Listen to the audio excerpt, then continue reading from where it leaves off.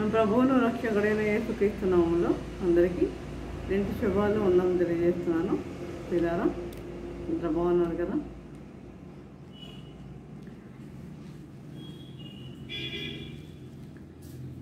ఈ దినానికి ఏర్పాటు చేయబడిన లేఖన భాగంలో చూసినట్లయితే చూడండి,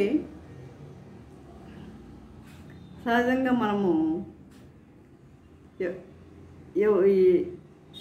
ఎవరితో అన్నా మనకి పరిచయం ఏర్పడినప్పుడు ఏం చేస్తాం? వారి యొక్క పేరు అడుగుతాం కదా. మీ పేరేంటండి అని అడుగుతాం, అవునా కదా? చెప్పండి, మీ పేరేంటండి అని అడుగుతాం కదా. అలాగే ఇక్కడ కూడా పరిశుద్ధ గ్రంథములో ప్రభువు ఇద్దరిని పేర్లు అన్నట్లుగా మనం చూస్తున్నాం. ఇద్దరిని, ఆ ఇద్దరు ఎవరో మనము చూద్దాం. చూడండి, ఆదికాండం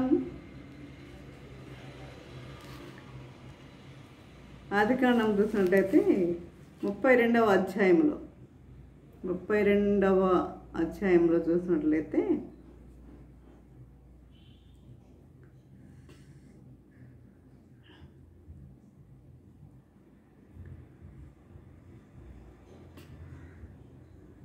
యాకోబు, ముందుగా కొన్ని విషయాలు ముందు చెప్తున్నాను.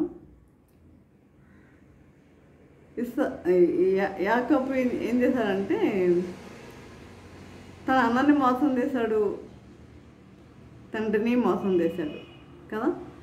అన్నని మోసం చేశాడు, తండ్రిని మోసం చేశాడు. మోసం చేసి ఎక్కడికి వెళ్ళిపోయాడు? తల్లి అయిన రెబుక ఏం చేసింది? ఎక్కడ పంపించింది? తన మామ అయిన లాబాను ఇంటికి పంపించేసింది కదా. తన తల్లి అయిన తన మావయ్య అయిన లాబాను ఇంటికి పంపించింది. అక్కడికి వెళ్ళిన తర్వాత అక్కడికి వెళ్ళగానే ముందుగా కనపడింది ఎవరంటే, ఈ యాకోబు ఎవరిని చూశాడు? రాహేలుని చూశాడు. రాహేలుని చూడగానే ప్రేమలో పడిపోయాడు. యాకోబు ప్రేమలో పడిపోయాడు. చూడండి, యాకోబు ప్రేమలో పడిన తర్వాత ఆ రాహేలు కొరకు 7 సంవత్సరాలు కొలువు చేశాడు. మామగారి దగ్గర 7 సంవత్సరాలు కొలువు చేశాడు. 7 సంవత్సరాలు కొలువు చేయి అంటే ఏంటి? అన్న మందర అవి మేపు అని తన పని అప్పగించాడు. 7 సంవత్సరాలు కొలువు చేయి, రాహేల్ని ఇచ్చి పెళ్లి చేస్తాను అని చెప్పాడు. సరే అని చెప్పి మామగారికి మాట నమ్మి ఏం చేశాడు? ఈ యొక్క యాకోబు ఏం చేశాడంటే 7 సంవత్సరాలు కొలువు చేసిన తర్వాత మామగారు ఏమో తక్కువ తిన్నాడా? యాకోబు కన్నా 7 ఆకులు ఎక్కువ చదివాడు అనమాట. 7 ఆకులు ఎక్కువ చదివాడు అంటారు కదా. అలాగా ఆయన ఏం చేశాడు? ఆయనకి 2 పిల్లలు. ఎవరు? లేయా, రాహేలు. అయితే ఇక్కడ ఏమైందంటే, అక్కడ స్త్రీని పెండ్లి అయిన తర్వాత ఆ స్త్రీని ఏం చేస్తారంటే భర్తకి కనపడకుండా ఏం చేస్తారంటే ముసుగేస్తారు. ఆమె ఎవరో అనేది భర్తకి తెలియదు. అదేవిధంగా మరి ఆ రాత్రి అయిన తర్వాత తెల్లారి చూసి లబోదీబో అన్నాడు. ఇంకా లబోదీబో అంటే ఏం ప్రయోజనం? ఎవరు ఆమె? లేయా అని పంపించాడు మామగారు. చూడండి, అక్కడ తండ్రిని అన్నగారిని మోసం చేసి వస్తే ఇక్కడ మామగారు ఏం చేశాడు? యాకోబుని మోసం చేశాడు కదా. అందుకే దేవుని వాక్యం తెలియజేస్తుంది కదా, మనుషుడు ఏమి విత్తునో అదే కోస్తాడు అని. ఆ విధంగానే మామగారు కూడా మరి యాకోబుని మోసం చేశాడు. లేయా అంటే ఈయనకి ఇష్టం ఉండదు. అసలు రాహేల్నే ప్రేమించాడు. సరే నువ్వు మళ్ళీ 7 సంవత్సరాలు కొలువు చేయి, రాహేల్ ఇచ్చి పెళ్లి చేస్తాను నేను అన్నాడు. మరి రాహేల్ పెద్దది కాబట్టి మరి ఎట్లా మరి పెద్దవారికి పెళ్లి చేయకుండా చిన్నవారికి ఎట్లా చేస్తాము కాబట్టి లేయాని ఇచ్చానా అని తెలియజేశాడు మామగారు. సరే రాహేల్ కోసం మళ్ళీ 7 సంవత్సరాలు కొలువు చేశాడు. అంటే 7+7 ఎన్ని సంవత్సరాలు? 14 సంవత్సరాలు. అంటే సుదీర్ఘమైన లవ్ అండి. 14 years రాహేల్ కొరకు మరి కొలువు చేసినట్లుగా మనం చూస్తున్నాం. ఆ విధంగా జరిగింది కథ. అక్కడికి వెళ్ళిన తర్వాత మామగారి దగ్గరికి వెళ్ళిన తర్వాత సరే పిల్లలు 11 మంది పల్లేయ రాహేలు అందరూ కలిపి మొత్తం దాసదాసీలతో కలిపి మొత్తం ఎంతమంది అంటే 11 మంది పిల్లలు యాకోబుకి. సరే ఇంకా ఇక్కడ నేను ఉన్న తండ్రి ఇంటికి వెళ్తాను అని చెప్పేసి మామగారు చెప్పి ఇక్కడ నేను ఎందుకు ఇంకా నా తండ్రి ఇంటికి వెళ్తానని చెప్పేసి బయలుదేరాడు. అందరినీ తీసుకొని తన మందని అన్నీ తీసుకొని తనకు బిడ్డలని తన భార్యల్ని అందరిని తీసుకొని బయలుదేరాడు. బయలుదేరిన ఇక్కడ నుంచి మొదలవుతుంది కథ. ఇక్కడ నుండి ఈ తండ్రి దగ్గరికి వచ్చేటప్పుడు ఈయనకి యాకోబుకి ఏం కలిగింది? భయం కలిగింది. చూడండి, తండ్రి దగ్గరికి వచ్చేటప్పుడు మనకు భయం ఎందుకు? తండ్రి దగ్గరికి వెళ్ళేటప్పుడు భయం కలుగుతుందా అంటే అతను చేసిన తప్పు ఆయనకి తెలుసు కాబట్టి అతనికి భయం అనేది కలిగింది. కనుక ఇక్కడ చూడండి, ఇక్కడ ఏమంటున్నా 32వ అధ్యాయంలో ఏమంటున్నా అంటే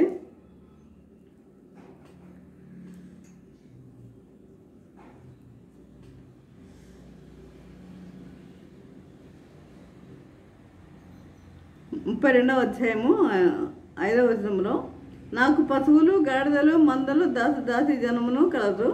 ఈ కటాక్షము నా యందు కలుగునట్లుగా నా ప్రభునకి ఇది తెలియజేయి పంపించని నీ సేవకుడైన యాకోబు అనేనని చెప్పుడని వారికి ఆజ్ఞాపించాను. ఆ దూతలు యాకోబు వద్దకు తిరిగి వచ్చి మేము నీ సహోదరుడైన ఏసావు వద్దకు వెళ్ళితిమి. అతడు 400 మందితో నిన్ను ఎదుర్కొని వచ్చుచున్నాడని చెప్పగా, అంటే యాకోబు ఇక్కడ వస్తున్నాడని తెలిసి ఏసావు ఎంతమందిని వేసుకుని వస్తున్నాడంట? 400 మందిని వేసుకువస్తున్నాడంట యాకోబు మీదకి. 400 మందిని 400 మందిని నేను ఎదుర్కొని వచ్చున్నాడని చెప్పగా యాకోబు మిక్కిలి భయపడ్డాడు. ఏదైనా మోసం నాకు తెలుసు కదా, భయపడ్డాడు.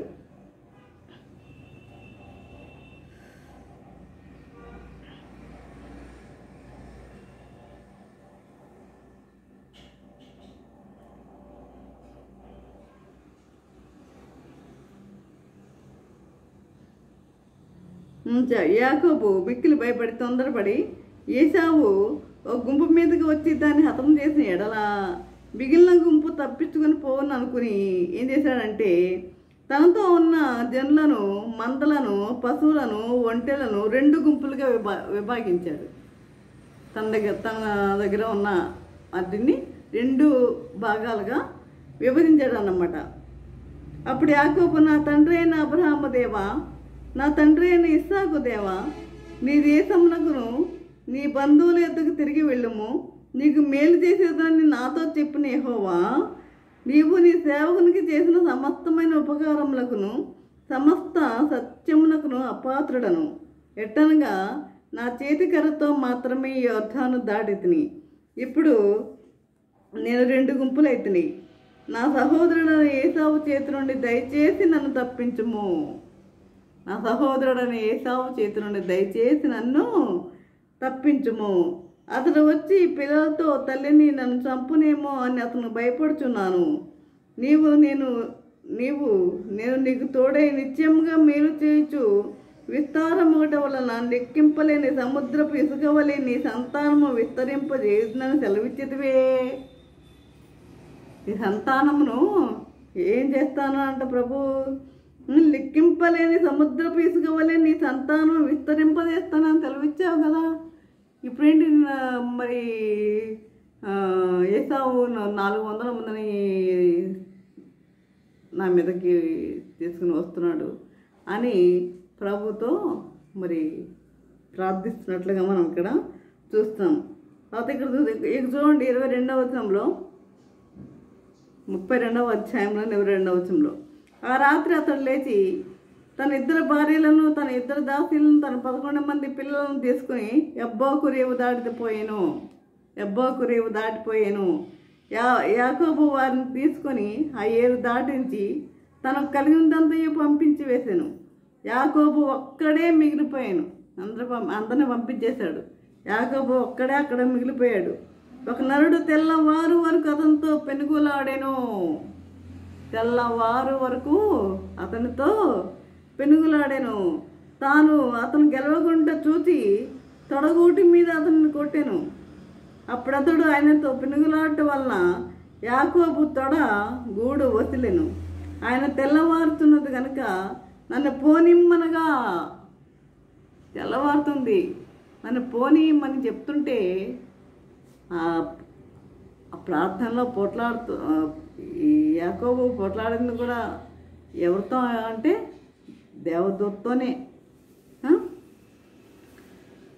దూతతోనే ప్రార్థనలో పోరాడుతున్నాడు అనమాట. అది నన్ను పోనిమ్మని ఆయనతో పెనుగులాడటం వల్ల యాకోబు తోడ గూడు వదిలేను. ఆయన తెల్లవారుతున్నది కనుక నన్ను పోనిమ్మని అతడు, నీవు నన్ను ఆశీర్వదించితే కానీ నిన్ను పోనివ్వను. నువ్వు నన్ను ఆశీర్వదిస్తే కానీ నేను నిన్ను పోనివ్వను అనెను. ఆయన నీ పేరేమని అడగగా, ఇక్కడ యాకోబుని అడుగుతానండి పేరు, నీ పేరేమని అడగగా అతడు యాకోబు అని చెప్పాను. అప్పుడు ఆయన, నీవు దేవునితోనూ మనుషులతోనూ పోరాడి గెలిచితివి గనుక ఇక మీదట నీ పేరు ఇశ్రాయేలే గాని యాకోబు అనబడదని చెప్పాను. యాకోబు అంటే ఏంటి? మోసగాడు అని అర్థం. యాకోబు అంటే మోసగాడని అర్థం. ఇంకొక అర్థం ఏంటంటే మడిమే పట్టుకున్నవాడని అర్థం. యాకోబు అంటే మడిమే పట్టుకున్నవాడని.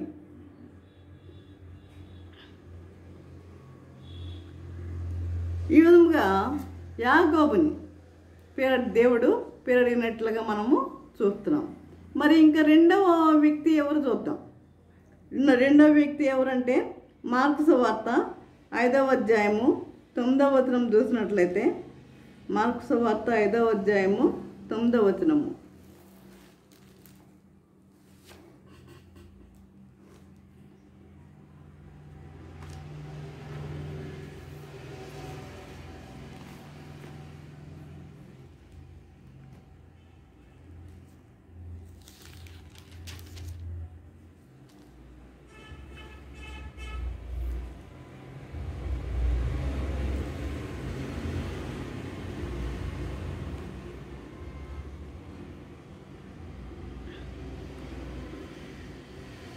చూడండి 5 నుండి చదువుతాం.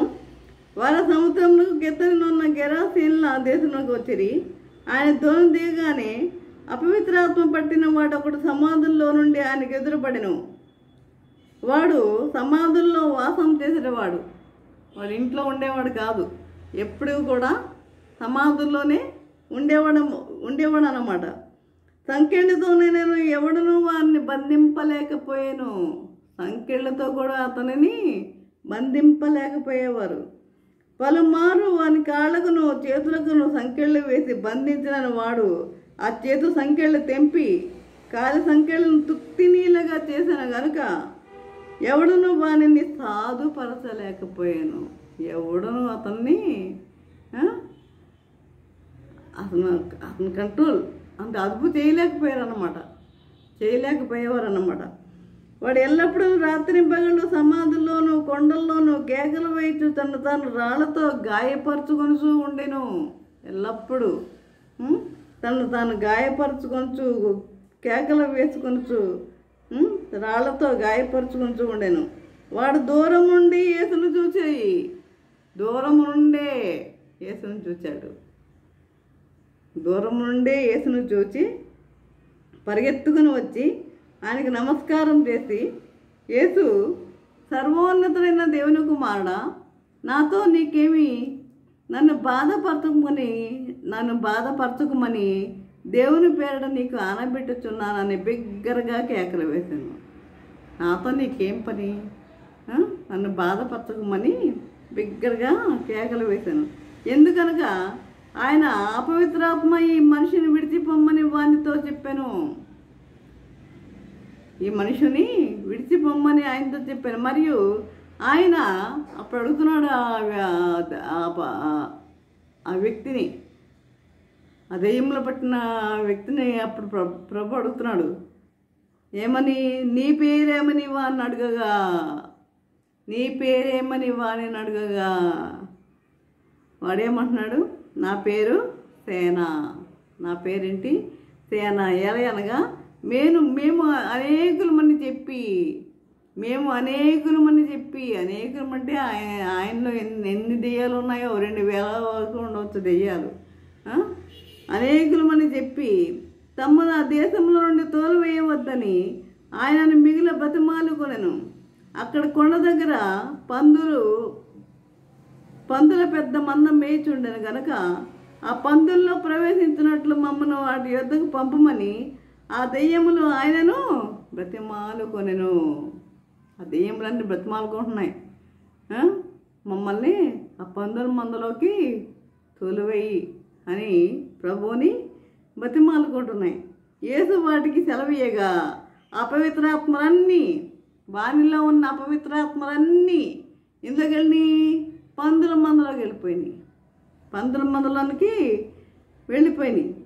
విడిచి పందుల్లో ప్రవేశించారు. ప్రవేశింపగా ఇంచుమించు ఎన్ని చూడండి, 2000 సంఖ్య గల మంద ప్రపాతము నుండి సముద్రపు దారిని వడిగా పరిగెత్తుకొని పోయి సముద్రంలో పడి ఊపిరి తిరగక చచ్చాను.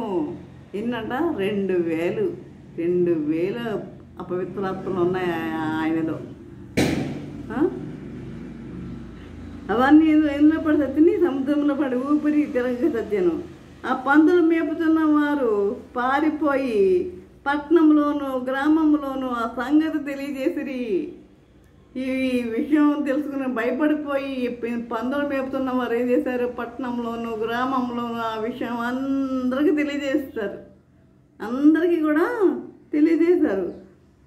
జనులు జరిగిన చూడ వెళ్ళి యేసు వద్దకు వచ్చి, సేన అను దెయ్యములు పట్టినవాడు బట్టలు ధరించుకొని, ఇంతకుముందు అతను బట్టలు ఉండే కాదు, బట్టలు వేసుకునేవాడు కాదు.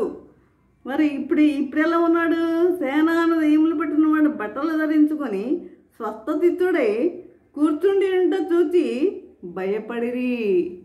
స్వస్థచిత్తుడై కూర్చుని ఉన్నాడండి. అవును, యేసు మన దగ్గరికి వస్తే మన దగ్గర ఉన్న రోగాలన్నీ పోతాయి, మన దగ్గర ఉన్న పవిత్రాత్మలన్నీ పోతాయి కదా. ఇప్పుడు అన్ని వేల దెయ్యాలని పోగొట్టాడు దేవుడు. ఇప్పుడు బట్టలు కూడా ధరించని అతను ఇప్పుడు బట్టలు వేసుకుని స్వస్థచిత్తుడై కూర్చున్నాడు చూసి అందరూ ఆశ్చర్యపోయారంట. జరిగిన చూసిన వారు దెయ్యములు పట్టిన వానికి కలిగిన స్థితి పందుల సంగతి ఊరి వారికి తెలియజేయగా తమ ప్రాంతమును విడిచిపోమ్మని వారు ఆయనను బ్రతిమాలు కొనసాగిరి. ఈ విషయం తెలుసుకొని అక్కడ ఉన్నవారు మా ప్రాంతాన్ని విడిచి వెళ్ళిపోమ్మని ప్రభువుని వేడుకుంటున్నారు. అంటే పందులు అన్నీ చచ్చినాయి అని ప్రభువుని వేడుకుంటున్నారు. ఆయన ధోని ఎక్కినప్పుడు దెయ్యములు పట్టిన వాడు ఏం చేశాడు? ఆయన యొద్ద తన్నుండనిమ్మని ఆయనని బతిమాలుకొనెను కానీ ఆయన వానికి సెలవు ఇయ్యక ఏమంటున్నాడు? నన్ను నీ దగ్గర ఉండనీయమని సేన అడుగుతున్నాడు. నన్ను నీ దగ్గర ఉండనీయమని అడుగుతుంటే ఏమన్నాడు? ప్రభు ఏమన్నాడు? ఆయన వానికి సెలవు ఇయ్యక నీవు నీ ఇంటి వారి వద్దకు వెళ్ళి ప్రభువుని ఎందుకు కనికరపడి నీకు చేసిన కార్యములన్నిటినీ వారికి తెలియజెప్పమనెను. అంతే కదా. మనకు జరిగిన కార్యములు ముందు తెలియజేసేది ఎవరికి? మనము మన ఇంటిలో వారికి తెలియజేయాలి, తర్వాత బయట వారికి తెలియజేయాలి, తర్వాత గ్రామాల్లో పట్టణాల్లో మనకు సాక్ష్యం ఇచ్చేవారిగా ఉండాలి. మనము ప్రభు మనకు చేసిన మేళ్లను అనేక మందికి సాక్ష్యం ఇచ్చేవారిగా ఉండాలి. నీ ఇంటి వారి వద్దకు వెళ్ళి ప్రభు నీ ఎందుకు కనికరపడే నీకు చేసిన కార్యములన్నింటిని వారికి తెలియజెప్పమనెను. వాడు వెళ్ళి యేసు తనకు చేసిన దాన్ని దెక్కపల్లిలో ప్రకటింపనారంభింపగా అందరూ ఆశ్చర్యపడిరి. అందరూ ఆశ్చర్యపడిరి. ఎక్కడ ప్రకటిస్తున్నాడంట చూడండి. దెయ్యం పట్టినవాడు, ఇంతకుముందు అతన్ని ఎవరు సాగు చేయలేకపోయేవారు, అలాంటి వాడిని దేవుడు స్వస్థపరిచాడండి. దేవునికి అసాధ్యమైనది ఏమైనా ఉందా? లేదు. అసాధ్యమైనది ఏమి కూడా లేదు. కానీ మనం ఏం చేస్తామంటే ఒక్కొక్కసారి మనము త్రుటిల్లుతూ ఉంటాం. మనకి అది జరగలేదు, మనకి ఇది జరగలేదు, దేవుని అందు విశ్వాసం కలిగి ఉన్నాము, మనకు అది లేదు, ఇది లేదు, అది మనం బాధపడుతూ ఉంటాం. కానీ మనకు సరైన విశ్వాసం మనం కలిగి ఉంటే తప్పనిసరిగా దేవుడు మన విశ్వాసం నుండి, మన యొక్క అనారోగ్యము నుండి, మన యొక్క బాధల నుండి, మన యొక్క దుఃఖము నుండి దేవుడు మనల్ని విడుదల కలుగజేసేవాడిగా ఉన్నాడు. మరి ఒక దెయ్యములు పట్టిన వాడిని దేవుడు స్వస్థచిత్తునిగా చేశాడు. అతను వెళ్ళి ఏం చేస్తున్నాడు? ప్రకటిస్తున్నాడు. దెక్కపల్లిలో ప్రకటిస్తున్నాడు పిల్లారా. మరి ఈరోజు నేను ఒక ప్రశ్న ఇస్తున్నాను. మనం ఎంతమందికి ప్రకటిస్తున్నాం? దేవుడు మన పట్ల ఏమి ఆశ్చర్య కార్యాలు ఏం చేయలేదా? మన పట్ల ఏం అద్భుత కార్యాలు ఏం మనకు చేయలేదా? దేవుడు చేయలేదా? ఏం చేయకుండా ఇంతవరకు వచ్చేసాము మనం. చేశాడు దేవుడు. మరి చేస్తే మనం చేసిన మేళ్ల గురించి ఎప్పుడైనా మనం ఎవరికైనా సాక్ష్యం చెప్పామా? చెప్పేవారిగా ఉన్నామా? లేదు, చెప్పలేకపోతున్నాం. కాబట్టి మనం దేవుడు చేసిన మేళ్లను మనము మర్చిపోయేవారిగా ఉండవద్దు. దేవుడు నీకు చేసిన మేళ్లను నీవు మర్చిపోయేవారిగా ఉండవద్దు. ఆ దెయ్యముల పట్టిన వాడే దేవుడు అతను స్వస్థ చిత్తుడిని చేసి మరి ఆయన ఆ వ్యక్తి మరి ఆ దెక్కపల్లిలో మరి అనేక మందికి సాక్ష్యం ఇచ్చే బిడ్డగా ఆ బిడ్డను నిలబెట్టాడు ప్రియులారా. కాబట్టి విశ్వసించండి, దేవుని అందు విశ్వాసం కలిగి జీవించండి. ఇప్పుడు నేను చెప్పిందంతా ఏంటంటే, ఇప్పుడు మనం పాత నిబంధనలో ఎవరి గురించి మనం నేర్చుకున్నాం? యాకోబు గురించి. ఈ కొత్త నిబంధనలో ఈ సేన గురించి. అంటే ఏంటి ఇది అంశం? ఏంటంటే నీ పేరేమిటి అంటే, పరిశుద్ధ గ్రంథంలో ప్రభు అడిగింది ఎవరిని? నీ పేరేంటి అని అడిగింది ఎవరిని అంటే ఇద్దరినే. యాకోబుని అడిగాడు, తర్వాత సేనను అడిగాడు, దెయ్యములు పట్టిన వాణిని అడిగాడు అన్న అంశం అన్నమాట మనది. కాబట్టి మరి ఇద్దరినే పేరు అడిగినట్లుగా మనము చూస్తున్నాము. కాబట్టి ప్రియులారా, మనము దేవుని యందు మనం విశ్వాసం కలిగి జీవించేవారిగా ఉందాం. ఆ విధంగా జీవించటకు పరిశుద్ధాత్మ దేవుడు సహాయం చేసి నడిపించను గాక. ఆమేన్. చిన్న ప్రార్థన చేసుకుందాం. పరిశుద్ధుడ ప్రేమగల తండ్రి, నీ పరిశుద్ధ పాదము స్తోత్రము దేవా. ప్రభా తండ్రి, ఎదురుకునైనా ప్రభా నీ వాక్యం ద్వారా తండ్రి మాతో మాట్లాడిన విధానం బట్టి నాయన మీకు వందనం తెలియజేసుకుంటున్నాం తండ్రి. అదే దుమ్మునైనా ప్రభా మరి నీ పేరు ఏమిటి అన్న అంశం మీద మేము ధ్యానించుకొని ఉన్నాము నాయన ప్రభా తండ్రి. మరి యాకోబు తన పేరు గురించి తెలియజేశాడు. అదేవిధంగా మరి సేన, ఇద్దరు పరిశుద్ధ గ్రంథంలో ఇద్దరినే ప్రభు పేరు అడిగాడన్న విషయం మరి మేమైతే తెలుసుకుని ఉన్నాం కనుక మరి ఈ విధంగా ప్రతి ఒక్కరూ అసలు సేన చేసిన అద్భుతమైన కార్యం గురించి ప్రతి ఒక్కరూ నేర్చుకొని మరి ఆయన మరి దెయ్యములు పట్టిన వాడే ఉన్నాడు, కానీ అతన్ని దేవుడు విడిపించాడు. ఆ దెయ్యముల నుండి విడిపించి స్వస్థితులను చేసి మరి మరి విశ్వాసముతో దేవుని గురించి సాక్ష్యం ఇచ్చే బిడ్డగా నిలబడ్డాడు. కాబట్టి ఆ విధంగా ప్రతి ఒక్కరు ఆ విధంగా నిలబడాలని మరి నేనైతే కోరుకుంటున్నాను. మరి ఆ విధంగా మనము జీవించాలి. కాబట్టి అంత విశ్వాసంతో మనం జీవించే వారిగా ఉండాలి. కాబట్టి అనేక మందికి మనం సాక్ష్యం ఇచ్చే బిడ్డలుగా మనం జీవించాలి. ఈ లోకంలో సాక్ష్యం ఇచ్చే బిడ్డలుగా మనం జీవించాలి. ఈ విధంగా జీవించాలని నజరేయుడైన యేసు నామమున బ్రతిమాలి వినమ్రతంగా వేడుకొంచున్నాము తండ్రి. ఆమేన్.